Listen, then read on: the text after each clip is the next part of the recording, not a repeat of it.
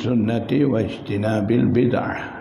Situ bab berkenaan dengan mengambil ataupun memegang dengan sunnah dan menghindari diri, menjauhi daripada bid'ah.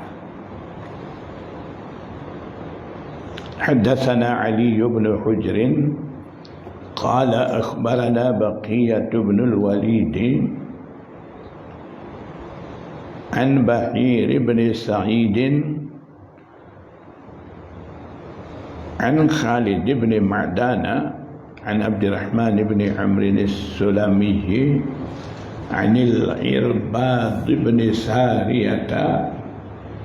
Riwayat daripada Irbad bin Sariyah, dia kata wa wa'azana Rasulullah sallallahu alaihi wasallam, Nabi sallallahu alaihi wasallam wa'az, khutbah kepada kami, yauman, pada suatu hari, ba'da salatil ghadati, selepas daripada semayang pagi, semayang subuh, mau'izatan balighatan, kita kata apa, kuliah subuh. Lepas semayang subuh ni kuliah subuh lah, sekarang panggil kuliah subuh. Nabi sallallahu alaihi wasallam wa'az, sampaikan khutbah, mau'izatan balighatan, satu wa'az, satu penyampaian khutbah yang begitu lengkap, cukup, baligh. Zarafat ay dama'at minhal uyun, mata-mata dah mengalir air mata daripadanya, daripada penyampaian mau'izah Rasulullah sallallahu alaihi wasallam tu. Wa wajilat minhal qulub, hati-hati dah gemetar. Qala rajulun, seorang lelaki, sahabat yang tidak disebut nama, dia kata, inna hadhihi mau'izatun muwaddi'in, sesungguhnya ini mau'izah ni bagaikan mau'izah yang berpisah, yang nak tinggal. Maksudnya bila musafir, dia nak berjalan, nak pergi mana-mana, dia akan pesan habis-habisan dengan orang yang akan tinggal di tempat sedia. Jadi Rasulullah SAW ni seolah-olah nak pisah, nak pesan habis-habisan dalam mau'izah tu. Jadi begitu. Lelaki itu kata, فَبِمَاذَا تَعْهَدُ إِلَيْنَا يَا رَسُولَ اللَّهِ sallallahu alaihi wasallam, wahai Rasulullah, dengan apakah lagi nak wasiat kepada kami? فَبِمَاذَا تَعْهَدُ أي فَبِأَيِّ شَيْءٍ تُوصِينَا, yang mana lagi perkara yang kau nak pesan dengan kami, wahai Rasulullah? Qala, Nabi sallallahu alaihi wasallam bersabda, usikum bitaqwallah, aku pesan kamu dengan taqwa Allah subhanahu wa ta'ala.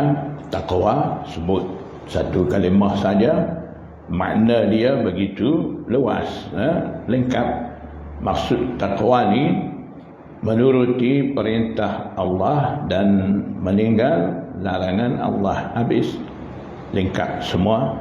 Larangan Allah semua turut, tinggal. Suruhan perintah Allah subhanahu wa ta'ala semua turut. Itulah taqwa. Taqwa ay khasyah, takut kepada Allah dan turut perintah Allah dan tinggal larangan Allah.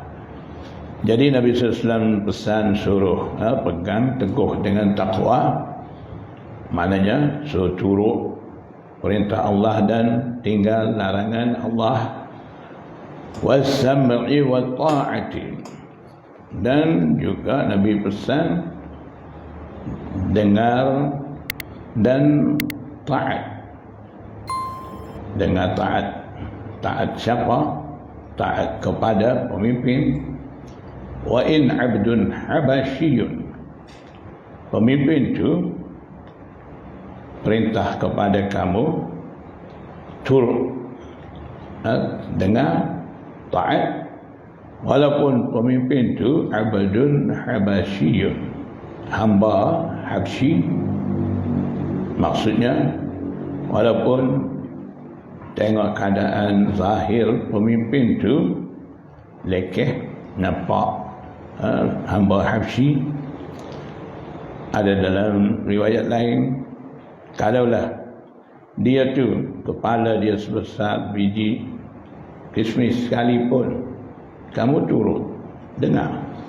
Kalau dah dia tu dilantik jadi pemimpin, jangan kamu khilaf dengan pemimpin tu, jangan bantah, jangan cuba nak bagi jatuh, nak buang dan sebagainya. Semuanya tak perlu.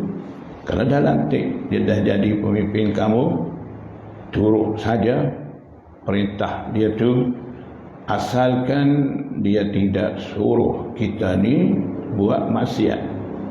Kalau dia perintah kita buat maksiat, itu tak perlu kita taat.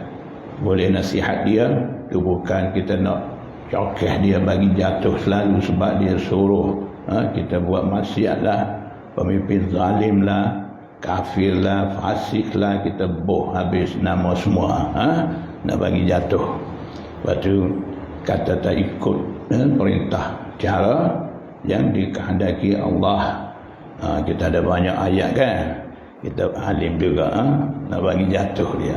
Semuanya tak perlu. Jadi ayat-ayat ada memang yang tidak merintah mengikut apa Allah turunkan, itu kafir, zalim, fasik, itu selalu terdengar kan. Memang betul ayat tu. Tapi maksud daripada ayat tu, yang kata kafir tu kafir hakiki ke kafir majazi? Situ pun kita kena tahu. Jangan kita nak kafir dah keluar daripada Islam, tak macam tu.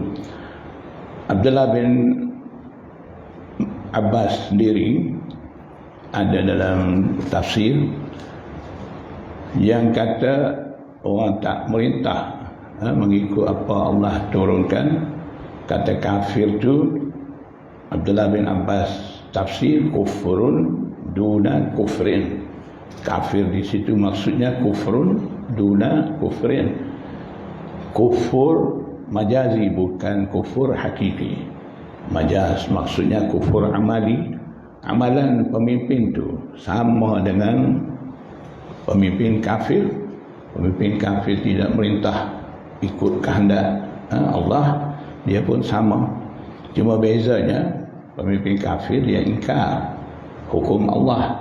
Pemimpin Islam selagi dia tidak ingkar, disebabkan ada masalah tu, masalah ni dia tidak mampu lagi merintah tu, kita tak boleh keluar fatwa dia ni kafir hakiki, dah keluar daripada Islam, tak boleh semayang di belakang mereka. Itu fatwa semua dah terlajak.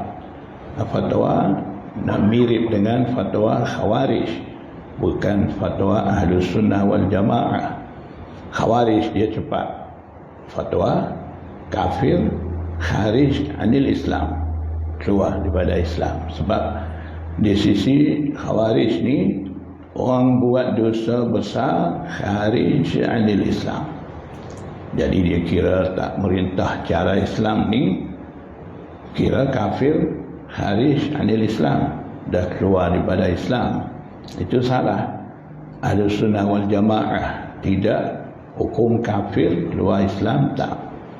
Kufur, kafir, kafirun, sebut dalam Quran, faulaika humul kafirun. Kufur di situ kufur majazi, kufur amali. Amalan pemimpin itu sama dengan amalan pemimpin kafir yang tidak buat hukum Islam tu.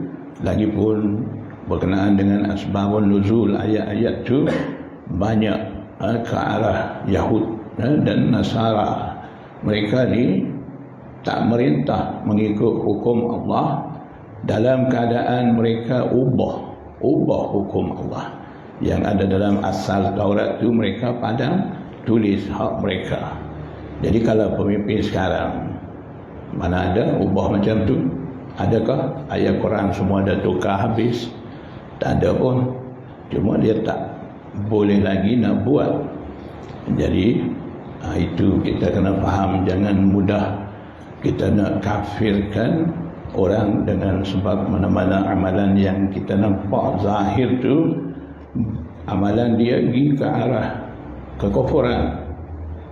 Imam Abu Hanifah kata, kalaulah kita nampak dalam diri seseorang tanda-tanda sifat-sifat kufur, dah ada 99, hanya satu ada tanda iman, pun jangan lagi kita kata kafir dengan orang tu. Maknanya kena teliti, kena kita halusi, jangan mudah-mudah nak kafirkan orang. Kalau kita kata kafir dengan orang, kalau orang tu tidak kafir, kufur tu akan kembali mai kita.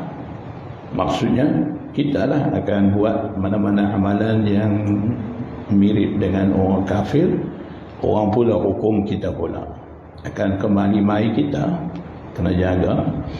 Jadi Nabi SAW dah pesan taat, perintah amir tu wasam'i, dan dengar perintah daripada pemimpin, ta'ah, turut perintah selama mana perintah tu tidak bercanggah dengan hukum syarak.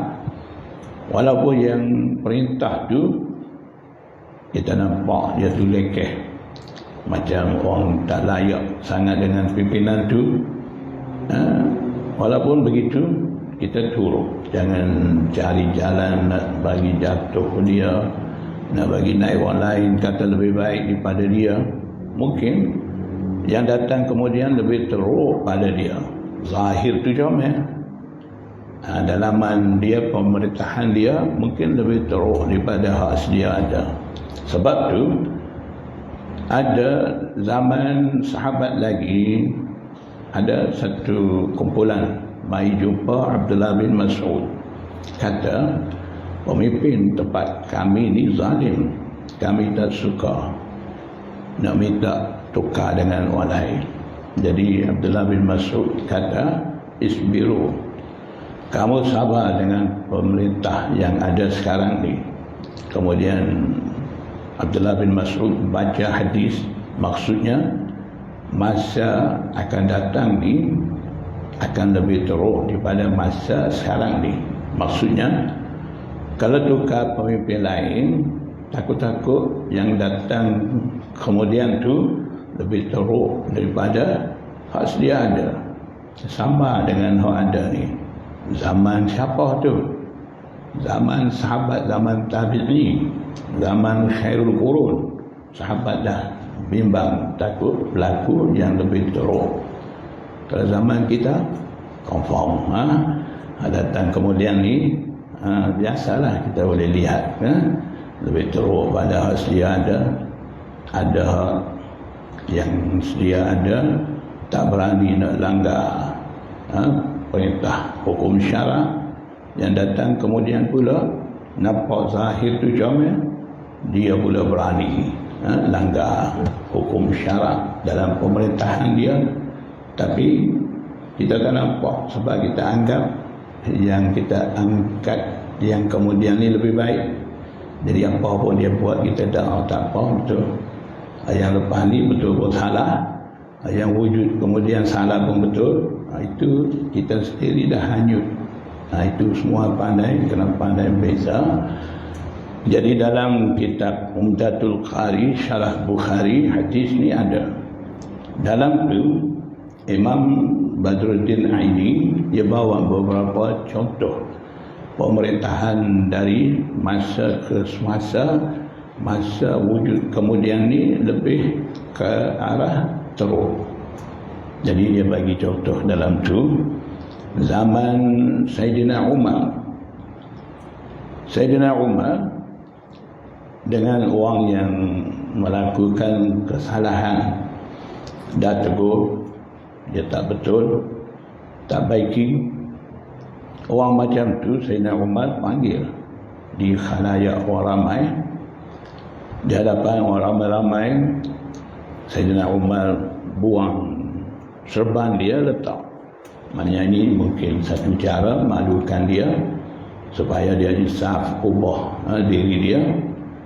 Dia buat begitu. Bila mai zaman Ziyad, cara lebih teruk tindakan daripada pemimpin tu. Orang macam tu di hadapan orang ramai dia cukur janggut. Serban ni letak sekejap, bila orang ramai dah pergi boleh ambil letak balik, tak ada masalah, sekejap lah. Janggut ni naik balik, lambat lah. Dia kena kurung dalam rumah, keluar. Orang kata, oh tu orang tak ada janggut tu, itu kena tindakan tu. Dia malu lah, dia bagi malu. Nak suruh dia sedar. Tapi cara tu lebih teruk dengan cara dulu. Bila Hajjaj bin Yusuf mai, orang buat kesalahan yang tak dengar, tak ubah-ubah, dia kata apa? Apa?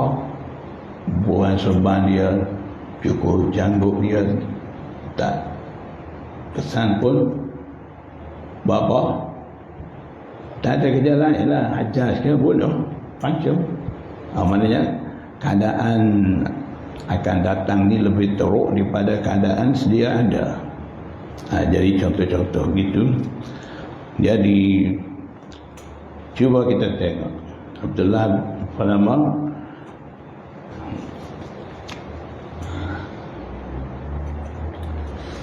lepas daripada Hajjaj naik jadi pemimpin siapa? Umar bin Abdul Aziz, kan? Umar bin Abdul Aziz.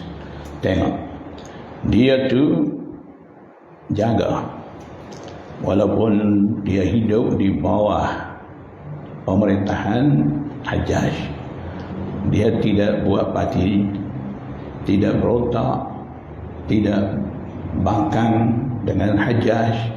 Sebab apa? Sebab dia takut ke? Bukan. Dia mikir keburukan akan berlaku dengan cara bantah Hajjaj ni lebih daripada kebaikan. Dengan lawan dengan Hajjaj ni, Hajjaj akan bunuh. Jadi kalau dia bangkit akan ikut ramai. Ramai-ramai apa akan jadi? Akan dibunuh. Dia tidak bawa cara tu. Dia duduk diam-diam. Hajjaj ni biasanya dia suka merepek ketika khutbah. Panjang khutbah dia. Kadang-kadang bimbang waktu zuhur tu nak habis. Jadi Sayyidina Umar bin Abdul Aziz ketika hadapi keadaan begitu, dia diam-diam sembahyang zuhur. Diamnya dia, orang tu sebelah kanan sebelah kiri pun tak perasan dia dah sembahyang zuhur tu. Isyarat sembahyang begitu, maknanya dia jaga. Kalau dia sembahyang, orang tahu, orang lain pun akan sembahyang juga, akan jadi satu masalah. Bising, Hajjaj akan tahu, takut akan dibunuh. Jadi memang dia tidak bawa cara agak boleh keruh keadaan masa tu. Jadi orang faham betul-betul, dia bawa cara itulah, cara berhikmah. Jadi nak kata pemimpin zalim lebih zalim daripada Hajjaj, siapa ada? Dia lah. Dia teruk sekali kan, zalim sungguh. Itu pun Umar bin Abdul Aziz boleh bawa cara tu. Jadi sampai masa Hajjaj jatuh, dia naik perintah. Itulah cara. Jadi tak perlu dia berontak sangatlah, tak perlu dia berebut kuasa. Gitu cara imam-imam dulu. Mereka tidak bawa cara akan memudaratkan kaum mukminin, umat muslimin. Mereka bawa cara gitu. Fa innahu may ya'ish minkum yara ikhtilafan katsira. Sebab apa suruh taat. Begitu kerana orang hidup di antara kamu, dia akan lihat banyak ikhtilaf.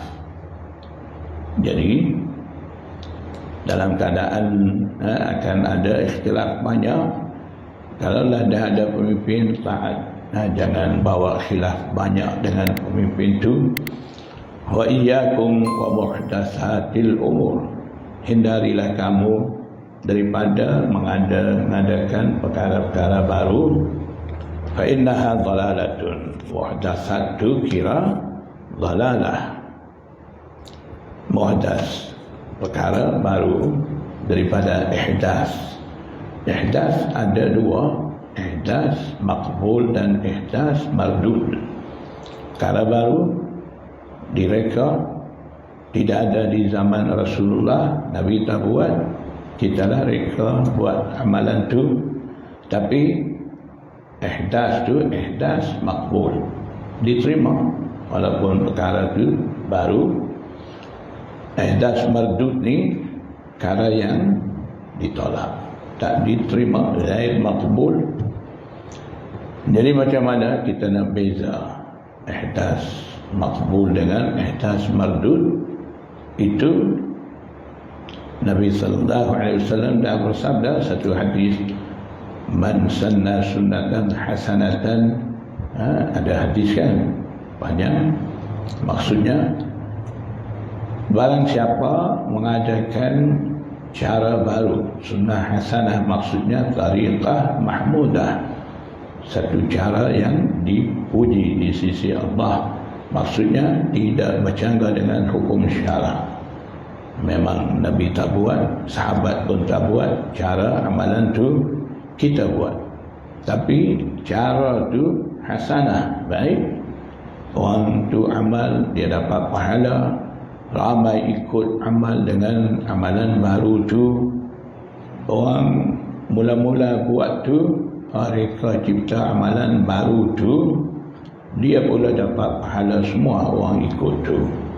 Pahala orang ikut tu pun tak kurang. Kata pahala dah sampai pada orang yang mula-mula amalan ni, pahala orang buat ni dah hilang tak?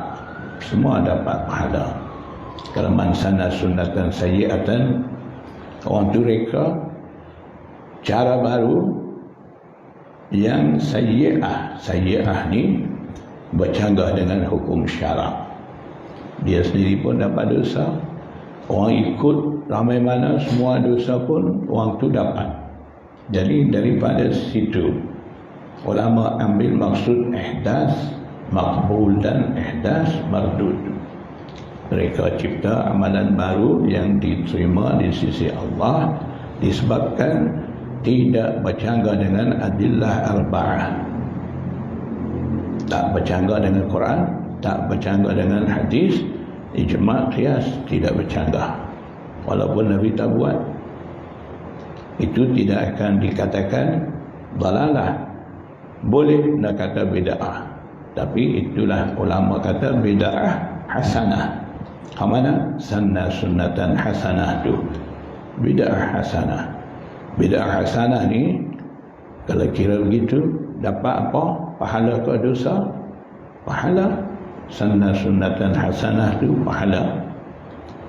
Sunnah hasanah maksud di situ tariqah mahmudah. Nabi tak buat, sahabat tak buat, kita buat, kemudian ulama ada buat.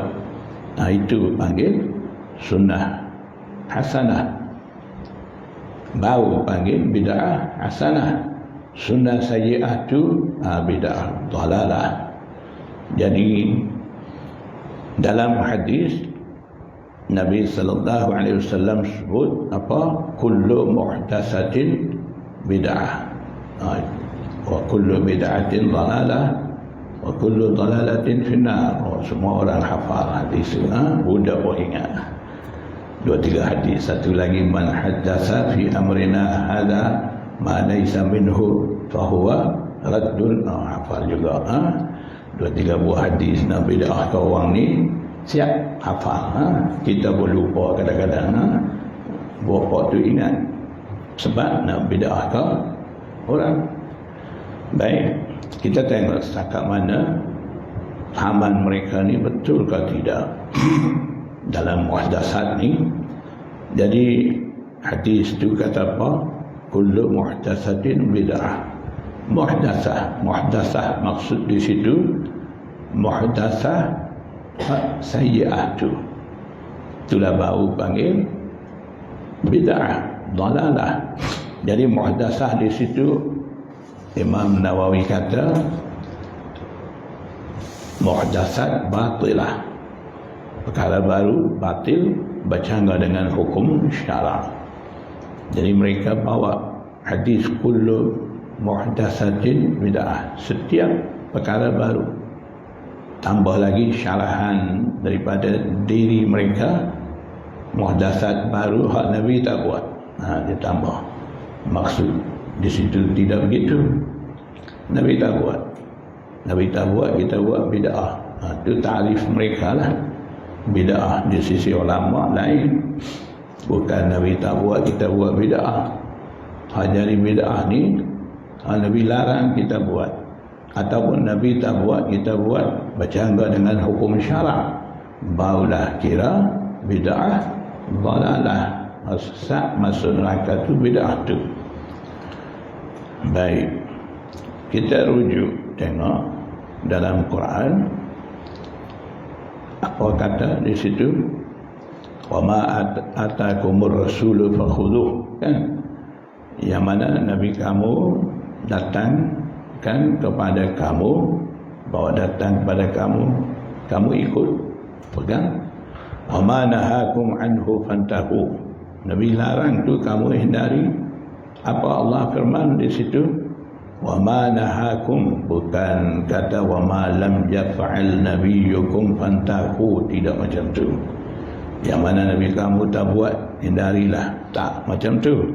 Ayat tidak kata begitu, kita yang reka. Nabi tak buat, kita buat, bid'ah. Itu ta'rif orang nak ikut Quran Sunnah, nak bid'ahkan amalan hari-hari, bid'ah, ta'rif pokok tu.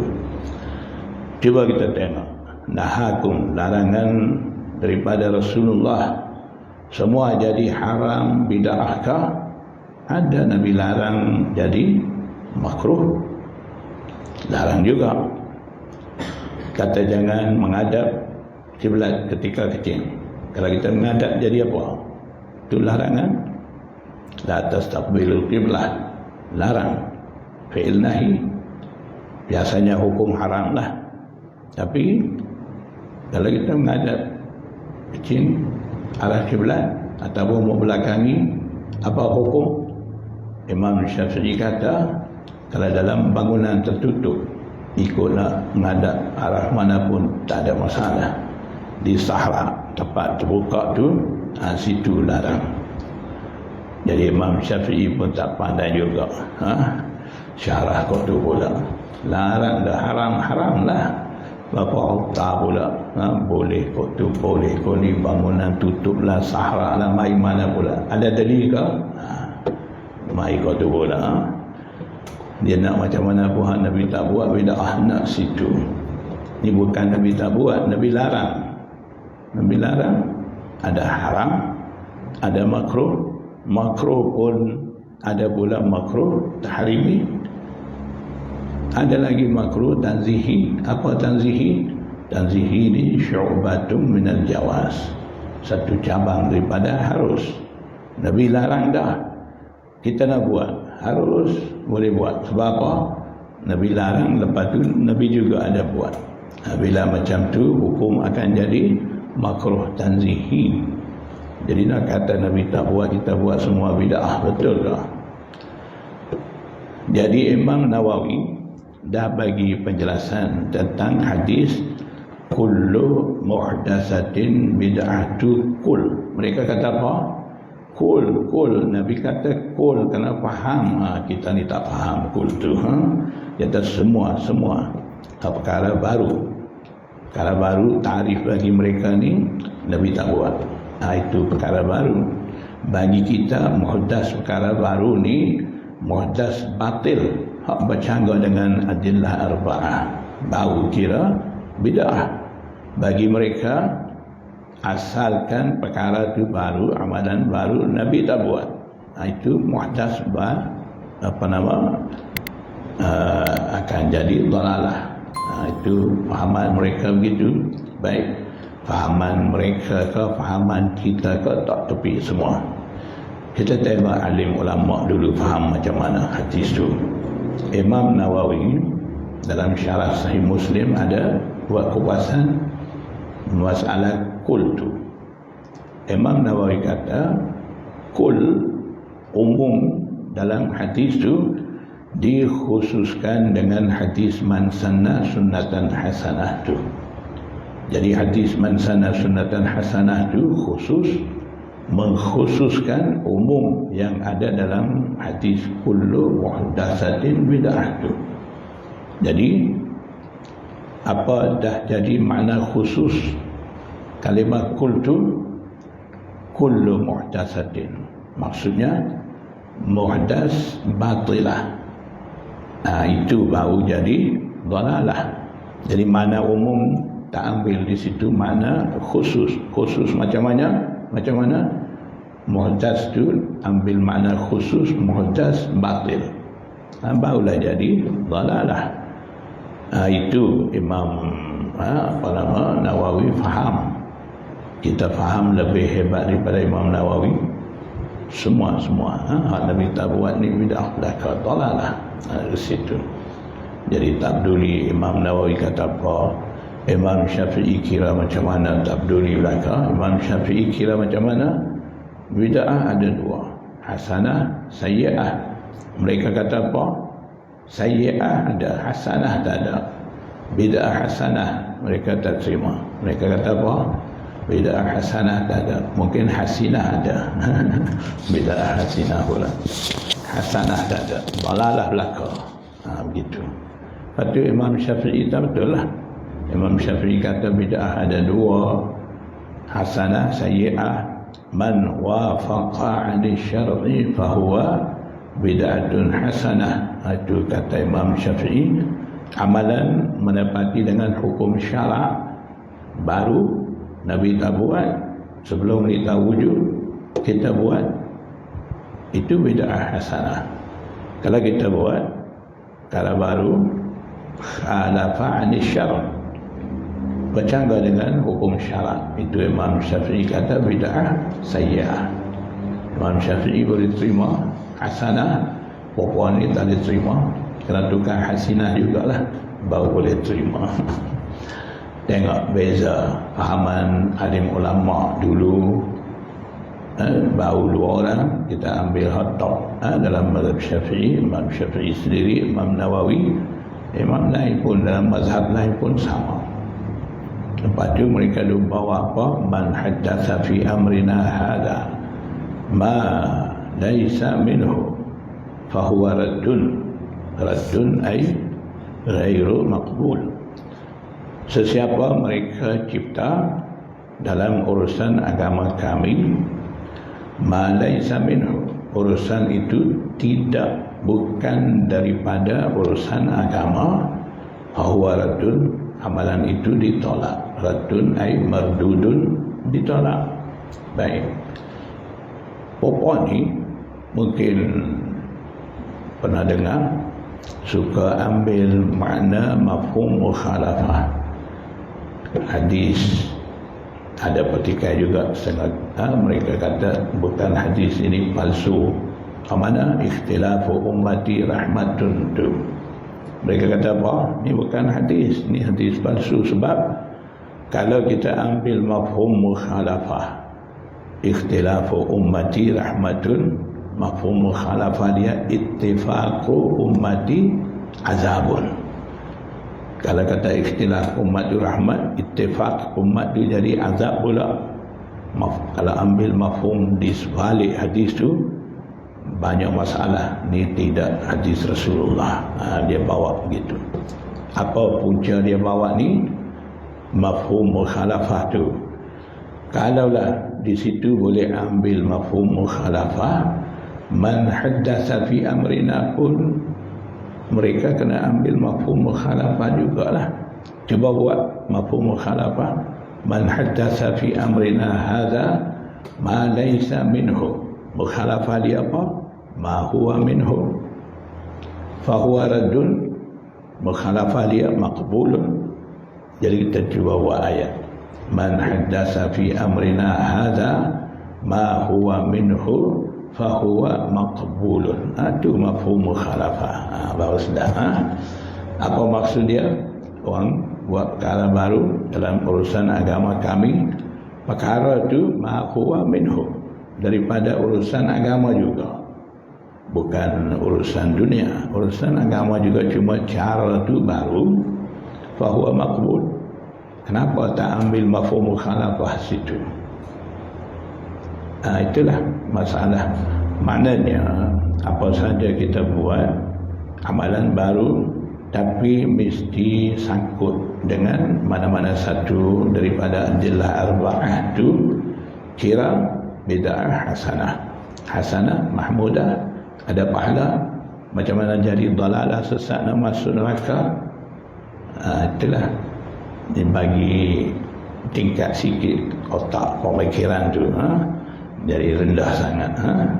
Imam-imam dulu hebat, kajian mereka dah ada semua tu. Kita tak peduli, kita nak bawa hak kita faham tu. Ingat lebih hebat daripada imam-imam dulu, alim ulama dulu bodoh. Kita lah yang cerdik, hebat, pandai nak tunjuk situ. Itulah tu. Jadi masalah.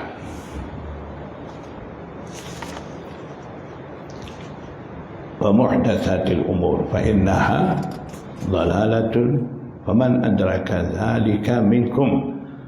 Maka barang siapa mendapati itu maksudnya ikhtilaf kasir, percanggahan banyak. Kalau jumpa, apa patut buat? Fa alaihi bisunnati,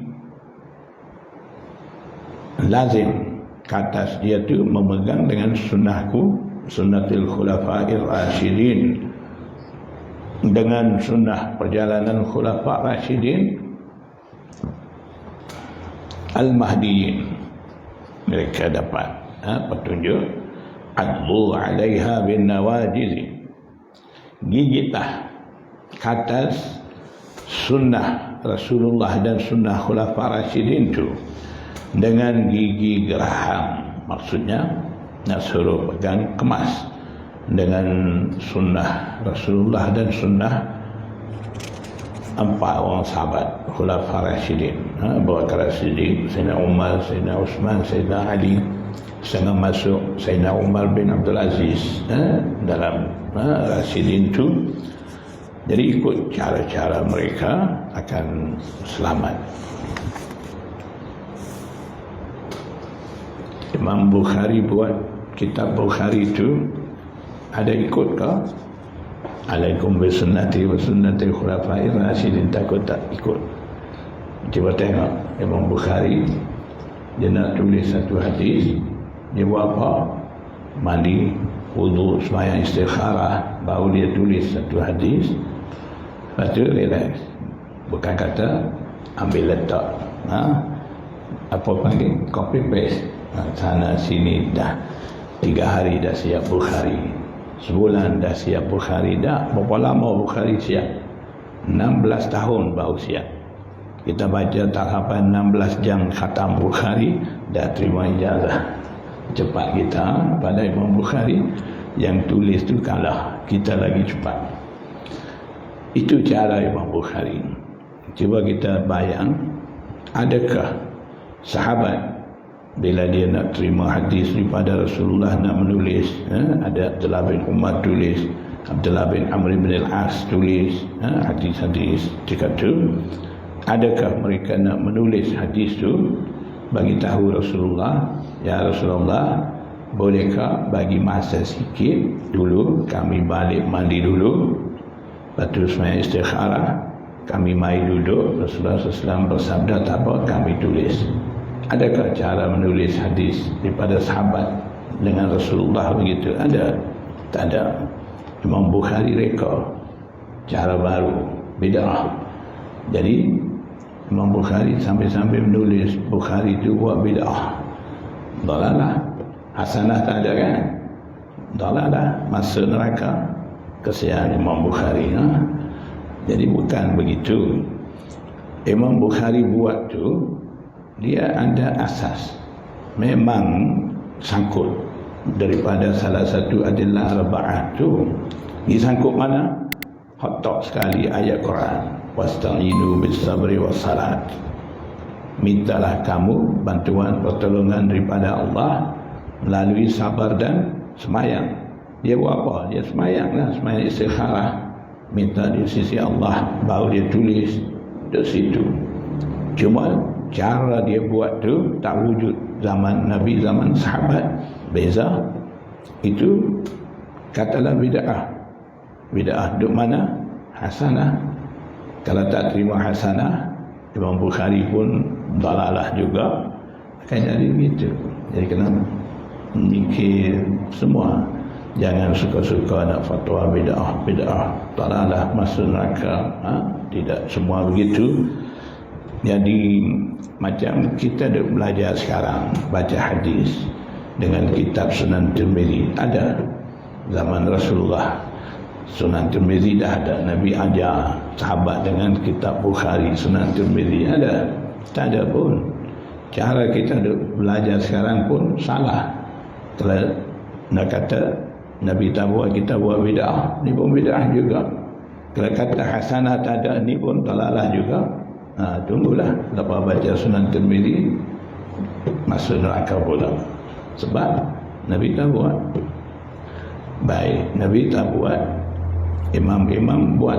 Kemudian ini untuk kebaikan keseluruhan umat muslimin.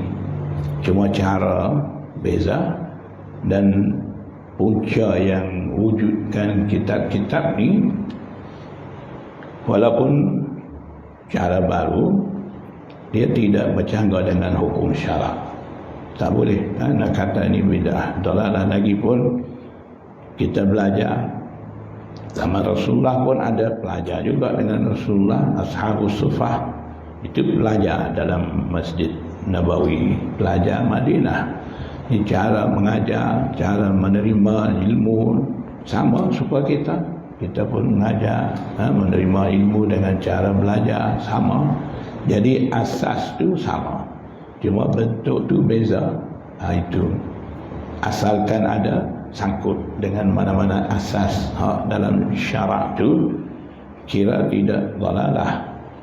Itu kita kena faham. Tidak bilang tak habis banyak benda baru, bid'ah belaka, tak payah buatlah. Mungkin puan ni malas nak buat banyak-banyak, tu bid'ah, ni bid'ah, jadi tak payah buatlah. Relax. Aku nak situ kau dah tahu. Kalau tak mau buat, jangan buat, duduk diam. Jangan kacau sama orang buat. Orang buat tu tak salah pun, kena faham betul. Yang tak salah kita kata salah, yang salah dia tu dianggap betul. Tu masalah. Jadi setelah sekarang ni, hadza hadisun hasanun sahihun qad rawa Thawr bin Yazid an Khalid bin Ma'dana an Abdurrahman bin Amr was-Sulami an al-Irbad bin Saribah an Nabi sallallahu alaihi wasallam nahwu hadha. Umpama hadis ni datang lagi dengan sanad ni, maknanya hadis menyokong kepada hadis bab.